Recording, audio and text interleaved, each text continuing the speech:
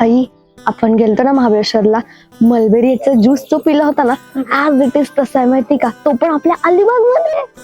खतरनाक ग. नाना, तुम्ही कशी काय इथे? काल तर महाबळेश्वरला होता आणि आज अलिबाग मध्ये.